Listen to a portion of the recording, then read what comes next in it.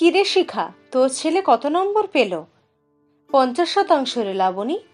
কেন, ছেলেকে কি একটু ভালো করে গাইড করিসনি? এত কম নাম্বার পেল? আমার ছেলে 91% করে পেয়ে পাশ করেছে, আমি খুশি। আর একটু ভালো পড়লে হয়তো 95% পেত। তারপর লাবণী দেবী ওনার ছেলেকে একটু গম্ভীর গলায় বললেন, রেজাল্ট মোটেও ভালো হয়নি, আরো ভালো করে পড়াশোনা করো। 95% আনতেই হবে এর পরের বারে, বুঝেছ? শিখা দেবী ও লাবণী দেবী দুজন বান্ধবী, দুজনেই এসেছেন ছেলেদের রেজাল্ট আনতে। এরপর শিখা দেবী ওনার ছেলেকে বললেন, তুমি 50% এনেছো, খুব ভালো, আমি খুব খুশি হয়েছি। আমাদের সময় আমরা তো এত নম্বর পেতামই না। ছেলে তখন হেসে বলল, তোমরা 50% তুলতে পারোনি মা? দিয়ে খুব হাসতে থাকে। তারপর বলে, তুমি শুধু দেখো পরের বার আমি কত নাম্বার আনি, আমি অনেক বেশি বেশি পড়ব। এরপর একদিন লাবণী দেবীর ছেলে তার ঠাকুমাকে বলে, তুমি আমার বইতে হাত দিয়েছ কেন? এই বইয়ের মূল্য কি বোঝো? তুমি তো পড়াশোনা জানো না। তখন ঠাকুমা বলে, দাদু ভাই, তোমার বইগুলো খুব সুন্দর, তাই দেখছিলাম। দেখলে কি কিছু ক্ষতি হবে? না, তুমি দেখবে না, যাও এখান থেকে, একদম আমার বইতে হাত দেবে না, অশিক্ষিত কোথাকার। এই সময় লাবণী দেবী ওইখানে চলে আসেন। উনি এসে ওনার ছেলেকে কিছু না বলে শাশুড়িকে বলতে থাকেন, যান আপনি এখান থেকে, ঠিকই তো বলেছে, কি বোঝেন আপনি এই পড়াশোনার ব্যাপারে? বয়স্ক মানুষটি কিছু না বলে মাথা নিচু করে চলে গেলেন।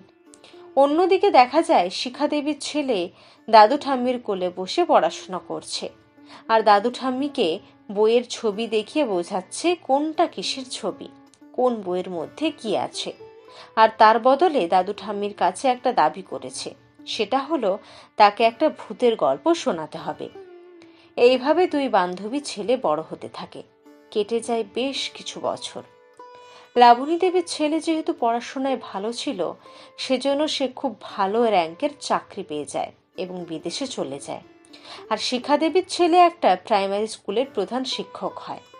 এরপর শিখা দেবীর ছেলে, বৌমা, নাতি ও পরিবারকে নিয়ে হাসি খুশি দিন কাটাতে থাকেন। একদিন শিখা দেবী লাবণী দেবীকে ফোন করেন, কিরে লাবণী, কেমন আছিস?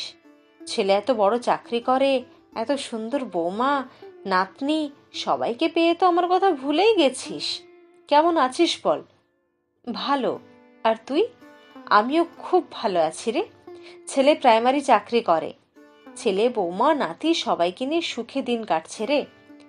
কিন্তু তুই আমাকে বল, তোর গলাটা কেন এমন শোনাচ্ছে? কি আর বলবো বল, আমি এখন বৃদ্ধাশ্রমে থাকি।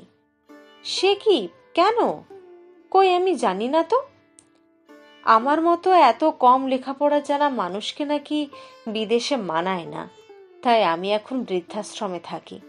আসলে কি জানিস, আমি শুধু আমার সন্তানকে পুঁথিগত শিক্ষায় জোর দিয়েছি, নৈতিক শিক্ষা দিতে পারিনি, তাই আমার আজ এই অবস্থা। এই বলে কান্নায় ভেঙে পড়লেন। আসলে সন্তানের পুঁথিগত শিক্ষা একটু কম হলেও হবে, কিন্তু নৈতিক শিক্ষাটা যেন কম না হয়। কলমে সুষমা বাগ প্রধান।